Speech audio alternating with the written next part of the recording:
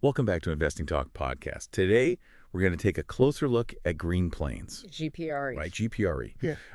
You sent us a bunch of information about them covering, like their company overview and how their stock's been doing lately, their financial health, potential red flags, strengths, how the market feels about them, where they stand compared to their competitors, and even some technical analysis. So our goal here is to pull out all the important stuff from this to give you a good understanding of where Green Plains stands right now. Absolutely. We've got info on their shift to this biorefinery platform. We'll get into that. Okay. Some recent stock price movements and the, volatility there. A little snapshot of their latest financials. Okay. And, oh, yeah, their carbon capture stuff. We'll also touch on some technical indicators and, just what the market's been seeing. All right. So Green Plains are based in Omaha, Nebraska, and they're in that ethanol and renewable energy sector. Right.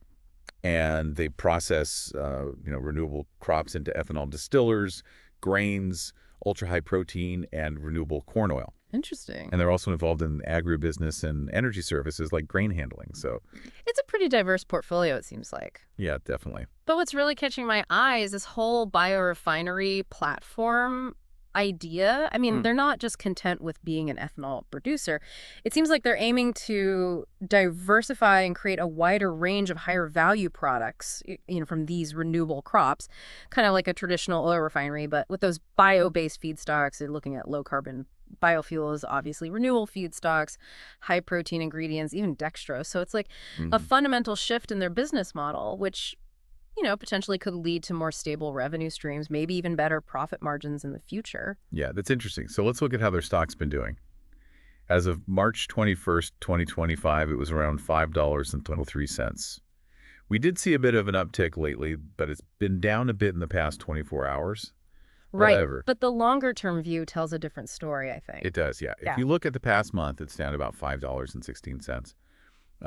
And over the last 6 months, it's gone from around 645 to that 516 mark. Right. So that's a drop of about 20%. But what's really noticeable is if you look back over the past year, you're talking a steep decline from about $20.70 down to $5.16. Wow, yeah. That's roughly a 75% drop. And that kind of decline signals, some pressures there. And of course, the ethanol fuels industry is known for its volatility. So we expect some fluctuations, but this is a significant decline. Right. Okay, so let's talk about their financial health, specifically Q4 of 2024. Yeah. This is where the difference is really noticeable.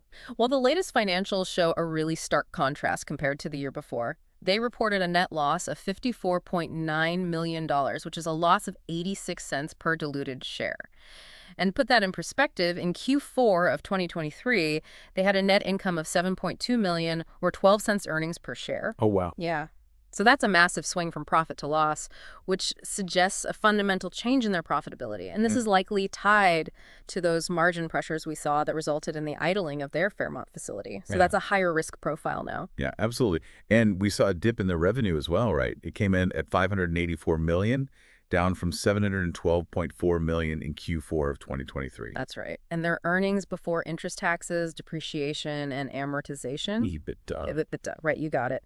That also declined significantly, dropping to negative $18.9 million from $44.7 million. So that really raises a question about their operational efficiency and the current market conditions. Right. If you look at their balance sheet at the end of December 2024, they had $209.4 million in cash and cash equivalents, and a total debt of $575.4 million. Oh, wow. That's a significant debt burden relative to their cash on hand, and that's definitely something to consider. Yeah. Because it could affect their flexibility and ability to invest in this whole biorefinery transformation. Right.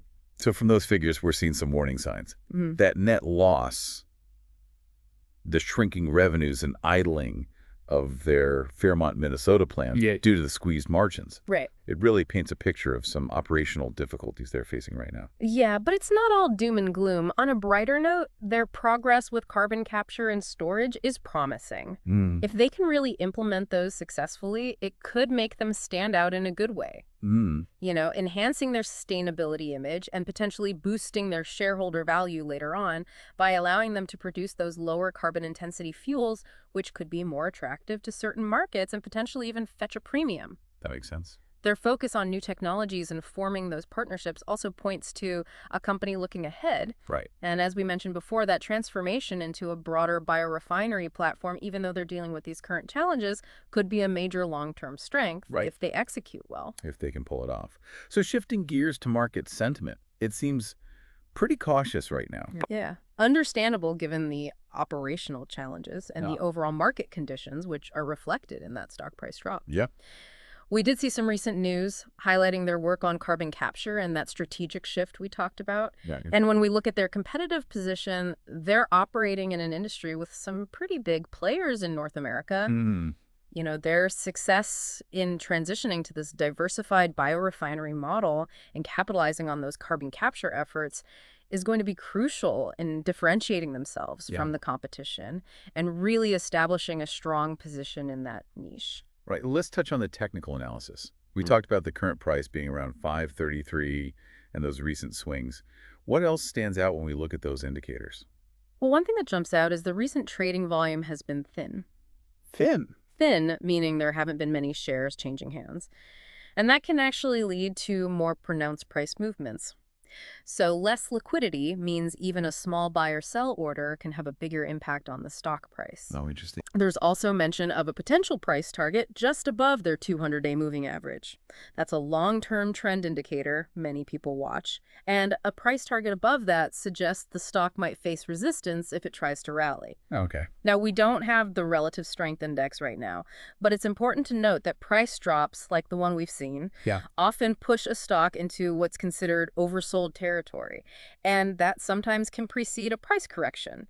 Based on what you provided, the recommendation is to hold. Okay, so to summarize, we're looking at Green Plains, a company in the middle of a huge strategic shift. They're trying to change their core business while at the same time dealing with some pretty serious headwinds in their current operations. Their dedication to those carbon capture projects is something to watch as it could really set them apart. But the financials show the struggles they're having right now, and the stock price reflects that. And the low trading volume is another thing to consider. What stands out most to you when you look at this overview? I think the success of that shift to the biorefinery platform is going to be the biggest factor in their long-term success. But it raises a big question. How much weight do you give to those future possibilities versus those present challenges and that big debt? It's a complex situation. It is. Risks and potential rewards. If you found this deep dive into Green Plains helpful, please consider subscribing, giving us a like, and leaving a comment with any other companies or topics you'd like us to explore. Yeah, we'd love to hear from you. And we'll see you next time. See you later. Bye. Bye.